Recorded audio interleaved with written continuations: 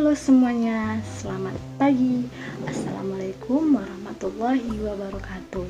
Sekarang kita belajar melalui video yang ibu buat ini ya. Nah, apa kabar anak-anak ibu pada pagi hari ini? Alhamdulillah, semoga dalam keadaan sehat walafiat, sehingga kita bisa bernapas, diberi kesehatan hingga pagi hari ini. Nah, anak-anak ibu di rumah sudah menyiapkan buku tulis kan? Nah, sekarang kita belajar bahasa Indonesia. Ada yang tahu kita belajar apa pada pagi hari ini? Ya, kita akan belajar tentang penggunaan kalimat efektif. Apa ya kalimat efektif itu? Kenapa kita harus mempelajari kalimat efektif? Nah, lihat gambar di samping. Apa yang terlintas di pikiran anak-anak ibu ketika melihat gambar yang di samping ini? Ya, di dalam gambar si pembicara ketika menyampaikan pesan kepada pendengar langsung paham. Oh, yang disampaikan oleh si pembicara itu A, B, C. Pendengar juga mendengar penyampaian si pembicara itu A, B, C.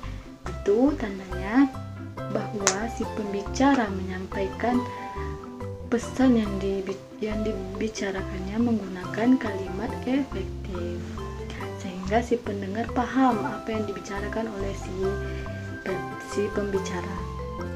Nah, coba kita bandingkan dengan gambar yang di samping. Ketika anak-anak ibu melihat gambar di samping, apa yang terlintas di pikiran anak-anak ibu? Coba lihat wajahnya, lihat ekspresinya.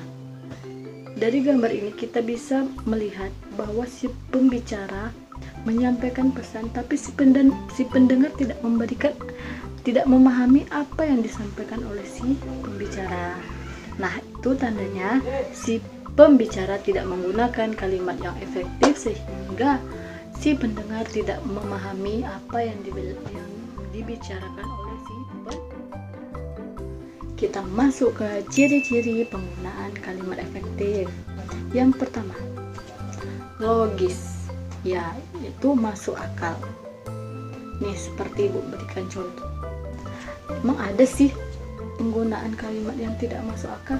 Ada, ibu berikan contoh ya. Nih, seperti yang di samping. Pengunjung yang membawa jaket harap dititipkan di tempat. Dari kalimat ini, apa yang terlintas di pikiran anak-anak ibu semua? Apakah pengunjungnya kah yang dititip atau jaketnya yang dititipkan? Nah, kalimat ini salah. Berarti pengunjung yang kita titipkan. Pengunjung yang membawa jaket harap dititipkan di tempat penitipan. Nah, kalau pengunjungnya dititip, siapa yang akan belanja? Nah, pengunjung yang membawa jaket harap dititipkan di tempat penitipan. Itu baru namanya kalimat yang efektif. Kalimat efektif yang kedua adalah tidak boleh ambigu. Apa itu ambigu? Ambigu adalah makna ganda dalam satu kalimat. Nah, contohnya adalah motor Pak Imam yang sudah tua itu harus segera diperbaiki. Apa terlintas di pikiran anak-anak ibu ketika membaca kalimat ini? Pak Imam kah atau motor yang sudah tua? Nah, di kalimat ini terdapat makna ganda. Itu tidak boleh di kalimat efektif. Seharusnya bagaimana? Kalau kita merujuk kepada motor yang tua, maka kita ganti dengan motor tua Pak Imam ini harus segera diperbaiki. Nah, jadi dari kalimat ini sudah jelas motornya yang tua, motornya yang harus diperbaiki. Bukan? Sekarang kita masuk ciri kalimat yang efektif yang ketiga, yaitu adalah ya, kalimatnya harus hemat. Yaitu kita menggunakan kalimat yang sesuai dengan kebutuhan kita. Contoh kalimat berikut. Adi memakai baju warna merah. Ya, kalimat ini tidak efektif. Kenapa tidak efektif? Disebut di situ Adi memakai baju warna merah. Karena merah itu adalah warna, kenapa disebut lagi itu warna? Kita bisa memakai kalimat Adi memakai baju merah. Nah, itu kan sudah pas, sudah bisa dipahami. Tidak perlu membuat kata warna. Ciri kalimat efektif yang keempat adalah harus mengikuti. Artinya, kalimat yang kita sampaikan harus mengikuti aturan dalam penggunaan bahasa.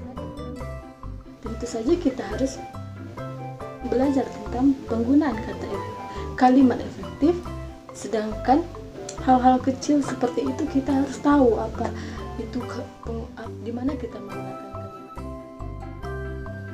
Kita juga harus mempelajari kalimat efektif agar kita berkomunikasi secara efektif dan bisa lebih efektif, dan pendengar yang mendengarkan kita bicara tuh bisa paham apa yang kita bilang, apa yang kita bicara. Nah, jika kita tidak menggunakan kalimat efektif, bisa jadi orang menjadi multitafsir, salah memberi makna yang kita bilang. Bisa kita ngomong rupanya tidak sesuai dengan apa yang kita bilang karena kita tidak menggunakan kalimat yang efektif. Baiklah anak-anak ibu, sampai di sini pembelajaran kita pada pagi hari ini. Mohon maaf bila ibu ada salah kata atau salah dalam segala hal. Ibu mohon maaf. Kita tutup dengan membacakan hamdalah. Alhamdulillah ya rabbil alamin. Assalamualaikum warahmatullahi wabarakatuh.